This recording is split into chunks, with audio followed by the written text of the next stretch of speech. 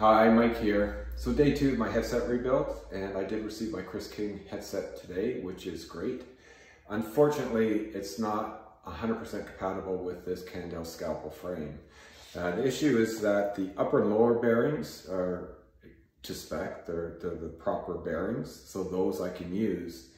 However, the biggest issue is that the dust cap that comes with it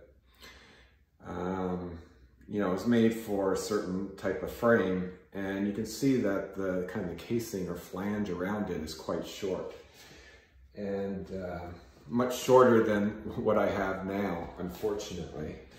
So the problem is I could install the Chris King headset and it would work perfectly fine, but it wouldn't look good because, as you can see here, you would see it wouldn't cover the whole opening of the headset. So it wouldn't cover the machine part of the headset, of the frame of the headset. So that really doesn't work very well. So that's unfortunate. However, I can use both bearings, and that's obviously the most important part of a headset.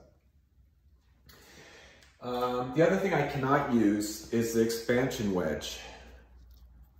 And this is a Chris King expansion wedge that you can see. It's actually a 2-part as opposed to a single part that I had in my original Cannondale.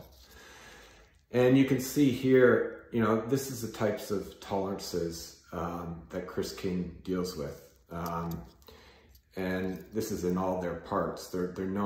He's known for producing machining items to be precision fit. And if I compare that to what I'm going to have to use, it's a single piece expansion wedge. And you can just see that the gap there kind of is an indication as to the tolerances that this is working with. So obviously a bit more of a sloppy fit, I would say, but what I'm going to have to use. So like I say, I will use it because I can use the Chris King bearings, and this is how I would reassemble it. So I'll grab my steer tube, and I've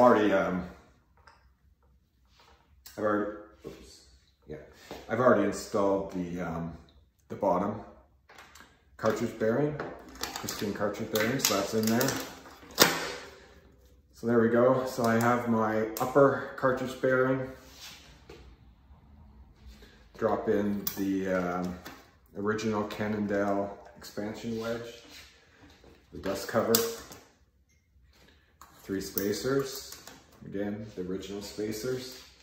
Put my stem back on, and the top cap, and tighten it down.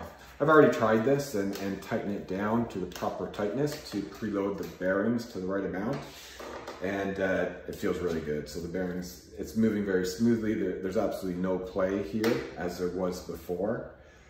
So the fit is quite good, and we'll see how long it lasts. But now that I have good bearings and I can adjust the preload correctly, which I couldn't do before, should be good to go. So we'll see how it goes. Thanks for tuning in.